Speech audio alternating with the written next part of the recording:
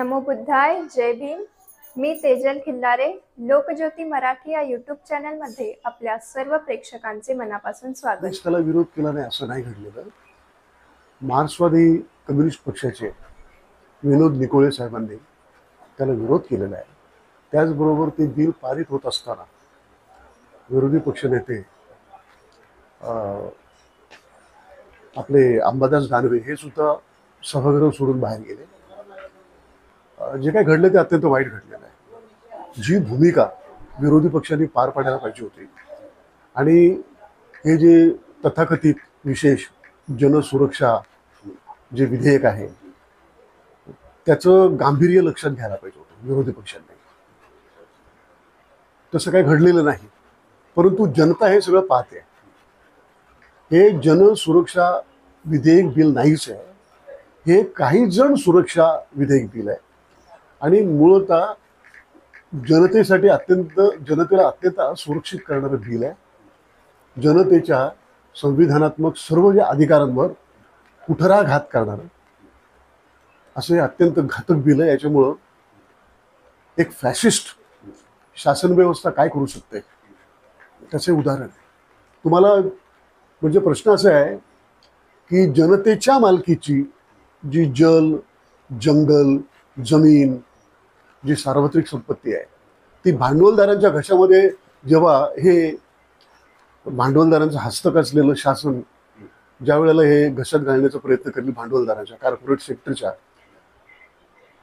त्यावेळेला जनता उठणार आहे हे त्यांना माहिती असल्यामुळं जनतेच्या नाड्या आवळण्याच्यासाठी हे बिल त्यांनी पारित केलेलं आहे. याच्यामुळं महाराष्ट्रातील सर्वच जाती धर्माचे जे लोक आहेत, विशेष करून मी आदिवासी, दलित, भटके विमुक्त, बाकी सर्वच कामगार, कर्मचारी यांना दडपण्याच्यासाठी हा कायदा पारित केलेला आहे. परंतु ज्याप्रमाणे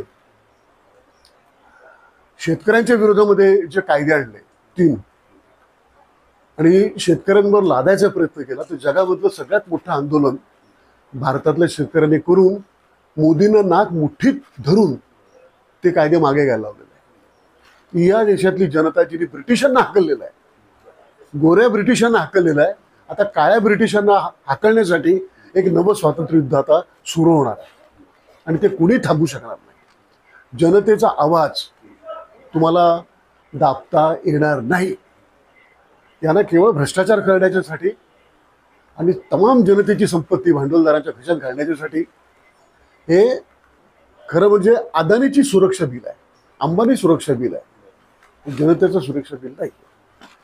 दुसरा प्रश्न जो आहे तुम्ही मला विचारणार होता की प्रवीण दादा गायकवाडांच्या वरती जे संभाजी ब्रिगेडचे अध्यक्ष आहेत त्यांच्यावर एका सराईत गुन्हेगारानं जो भाजपचा युवा शाखेचा पदाधिकारी सुद्धा आहे आणि बहुतेक करून हे सगळेच जे गणंग आहेत हे आता भाजपामध्ये गेलेले आहेत. तो जो हल्ला ही फार मोठी गंभीर अशी सूचना आहे तमाम परिवर्तनवादी शक्तींच्या साठी. कारण मराठा समाजाचे असलेले प्रवीण गायकवाड यांनी संभाजी ब्रिगेडच्या मार्फत शिवराय, शाहू फुले, शाहू आंबेडकर यांचा प्रागतिक विचार मराठा समाजामध्ये, बहुजन समाजामध्ये कृतिशीलरित्या नेण्याचा आणि समजवण्याचा प्रयत्न केला. त्यामुळे या तथाकथित ब्राह्मण्यवादी जे स्वतःला हिंदुत्ववादी म्हणतात त्यांना त्यांचा प्रचंड राग आलेला आहे आणि त्या द्वेषापोटीच त्यांनी त्यांच्यावरती जो हल्ला केलेला आहे. हा हल्ला नुसता प्रवीण गायकवाडांच्या वरती नाही, तर प्रागतिक पुरोगामी लोकशाहीवादी शक्तींच्या वरती धर्मांध, जात्यांध, फॅशिस्ट अशा ब्राह्मण्यवादी हिंदुत्ववादी शक्तींनी केलेला हल्ला आहे. आणि हा हल्ला पुरोगामी जनता सहन करणार नाही. अशा तऱ्हेनं दहशतीचं वातावरण तयार करून फुले आंबेडकरी आवाज, शाहू महाराजांचा आवाज, त्याचा विचार तुम्हाला रोखता येणार नाही. ही जी भूमी आहे महाराष्ट्राची ही फुले शाहू आंबेडकरांची भूमी आहे. ही छत्रपती शिवाजी महाराजांची भूमी आहे. छत्रपती शिवाजी महाराजांच्या बद्दल, संभाजी महाराजांच्या बद्दल अत्यंत चुकीचं आणि विकृत दिशाभूल करणारं अनैतिहासिक अशा तऱ्हेची मांडणी या जात्यांतर आणि धर्मांतर शक्तीने केलेली आहे. खरा शिवाजी, खरे बाबासाहेब, खरे शाहू, खरे फुले हे नेमकेपणाने सांगणाऱ्या ज्या शक्ती आहेत त्या शक्ती आजही कार्यरत आहेत आणि त्या एका हल्ल्यानं प्रवीण गायकवाड किंवा त्यांच्यासारखे असंख्य असे जे विचारवंत आहेत ते काय खचून जाणारे नाहीत आणि फुले आंबेडकरी चळवळ हे दडपू शकणार नाही. धन्यवाद. आमचे असेच नवनवीन व्हिडिओज पाहण्यासाठी लोकज्योती मराठी या यूट्यूब चॅनलला सबस्क्राईब करायला विसरू नका.